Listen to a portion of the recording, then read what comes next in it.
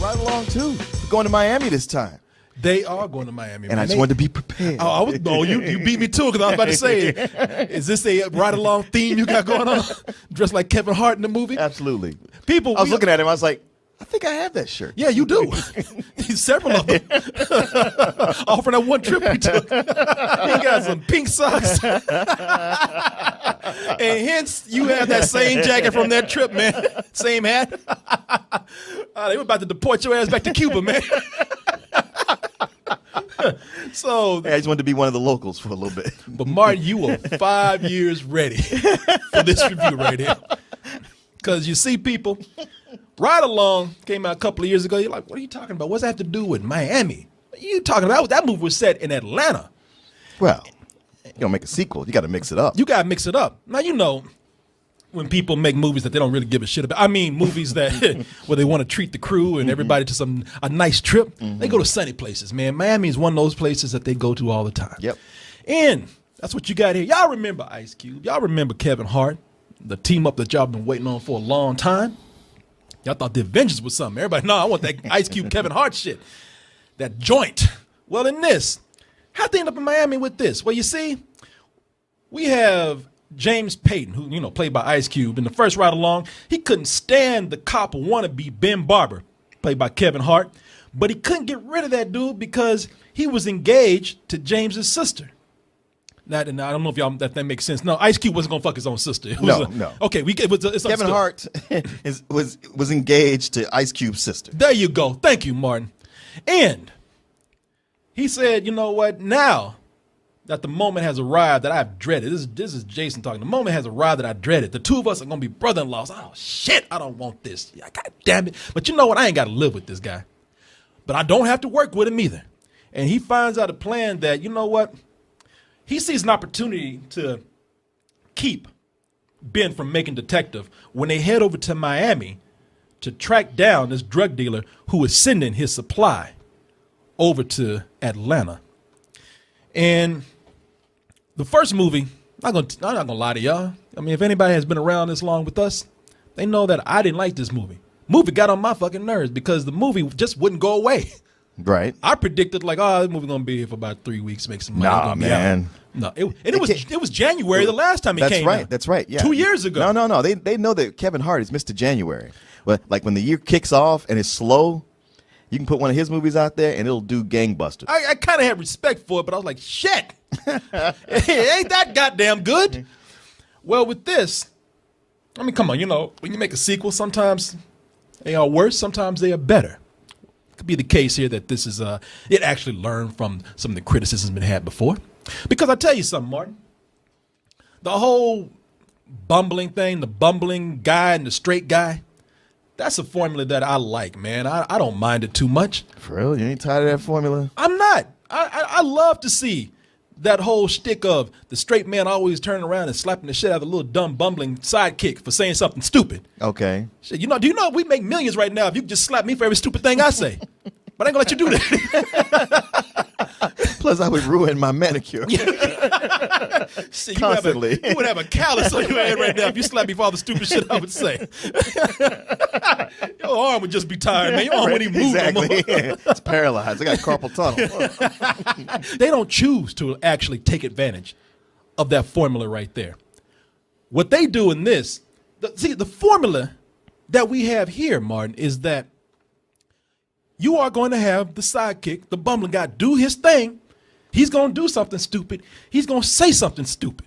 But instead of something clever being done after that, some nice punchline, maybe, a nice punch in the fucking mouth, a fresh one. No, everybody loses their shit. It's one of those movies where the louder everyone yells, somebody's going to laugh.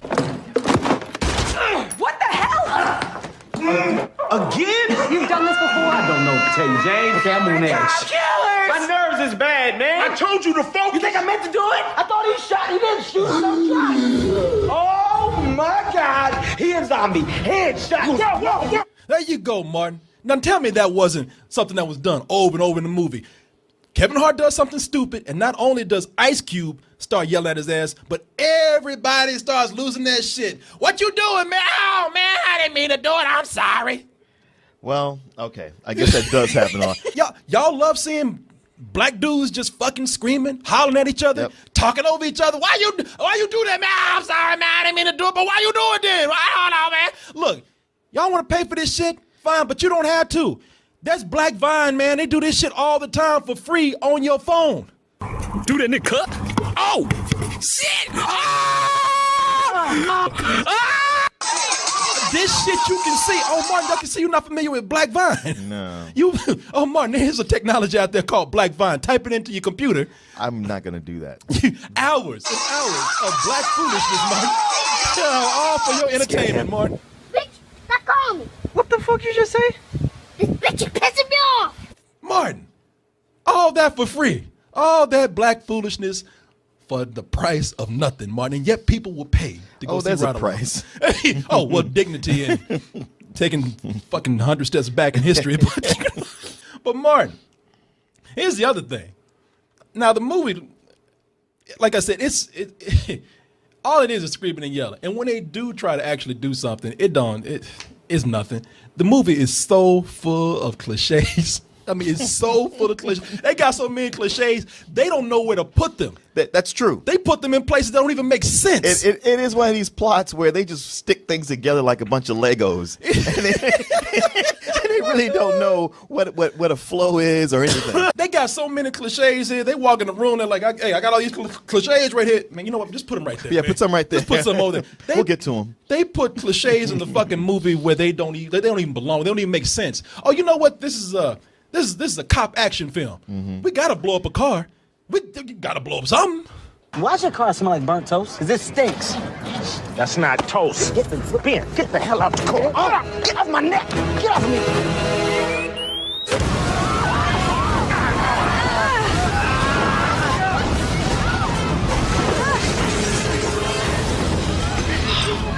Wearing my shirt. Whoa, man. Man, you really did try to dress like Kevin Hart in this shit. Like I said, I was watching the movie. I was like, I think I have that shirt. Even Kevin Hart like, wait, is that my shirt? Get my shit back. And my jacket too. You know what's funny? They must have got that bomb off eBay or some shit, because that shit took its time to explode. You ever notice that when they put car bombs in there, I thought that when you start the ignition, it's supposed to blow up right away. Well, I don't think he even started the ignition. Like, he was just like, oh, it's about to blow up. The funny thing is, the guy, like, what? Because he's over in the passenger seat, isn't he? No, he's on the driver's side. No, look. Oh, yeah, you're right. You're Smell like right. burnt toast? 'Cause it stinks. That's not toast. Ben, get the hell out the car. Hold up. Get off my neck. Get off me. That bomb was like, Yeah, sorry. It's funny because the bomb is planted by a guy who was running away from them. So I was like, wait, in the middle of running away, he came back, slid under the car, duct taped it on there, wired it to the ignition system, and then got away. That's what I'm talking about, where cliches don't make sense. Yeah, no, that whole blow up the car, I mean, there's a point where you don't even want to criticize the movie anymore because it's a waste of time. But that shit was completely unnecessary. It takes money to make movies like these. That's the does. funny thing about it. It takes money to make movies like these, but they shit this stuff out so fast that it's put together in shitty ways. Like, you can hear the obvious dubbing when Ice Cube and Olivia Munn and Kevin Hart are jumping over the car. I mean, listen how fake this is.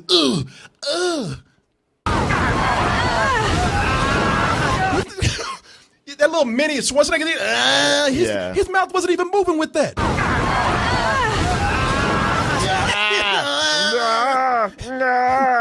You know they just brought him in the studio like, a year later, like, Kevin, just give me something. Like that? Sure, man. Fuck it, man. Ain't nobody gonna give a shit anyway. Put this shit on Black Vine after. But I like this movie a little bit better than the first one, in as much as there were times when Ice Cube made me. He didn't make me laugh, but I got chuckles out of him just because I realized, like, I felt like he did, irritated the whole time. Like, sometimes something he would say and being irritated would just just ring a bell with me so perfectly that I would have to chuckle with it.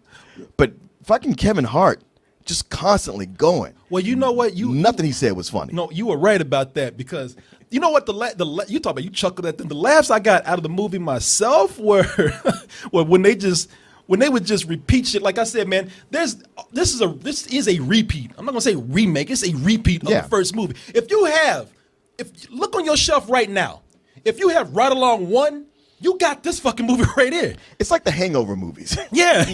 And when I say when they even try to do something new, it's something from another thing, another cartoon, another lame ass TV show, and another lame ass comedy. I love how in this movie, how they said, they put the old plot device in of, oh, we got to get into that bad guy's home. Oh, it's a good thing he's having a party tonight.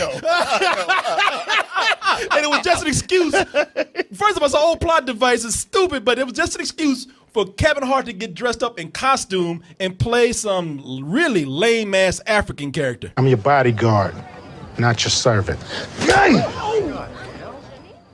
You are what I say you are. He said, that nigga hit me for real.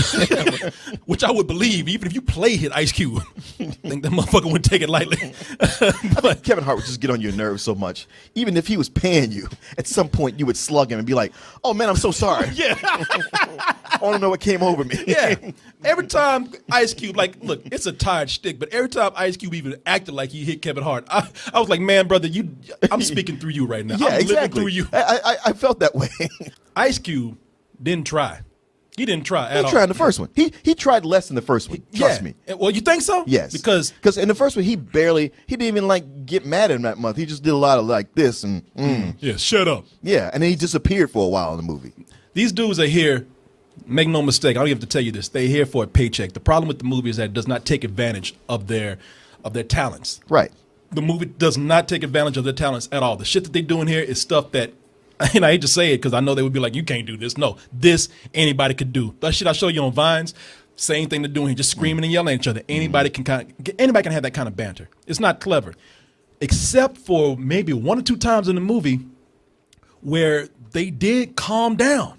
Yeah. There was like one scene in particular I laughed at. They actually calmed down, and while Ice Cube's not trying, it showed that they do have some chemistry there for a buddy film. But while Ice Cube's not trying, Kevin Hart is such a talented guy, man, that he's going to be funny at some point. Law of averages. It just makes it worse because you say, man, there is potential here that they don't take advantage of. Well, yeah, I mean, you get that scene right there, and then in the halfway through the third act, it's all about, hey, it's time to get back on the plot that we started and have action. And they aren't screaming, and they aren't even going for comedy. And you do see, like, okay, there's chemistry between these guys, and there's a glimpse of what this could have been if somebody gave a damn. And Kevin Hart is a big gamer in the movie, and they had this part where he has to go through a car chase, and I always say, what can they do different with a car chase? And to get through the car chase, he envisions his world like a Grand Theft Auto type game. Yeah. And I said, you know what? That's actually kind of clever. It was clever. And even the way they did it was clever. Yeah. I mean, if you just took the screaming out.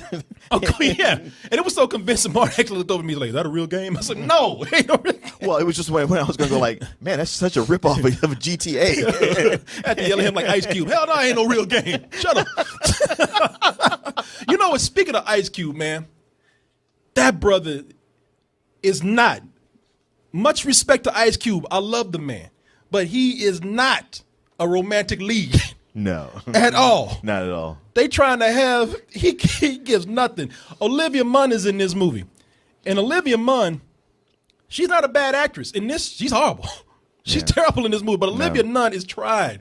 They're trying to make this romantic subplot between Ice Cube and her. In that moment, she's trying to sell chemistry so hard.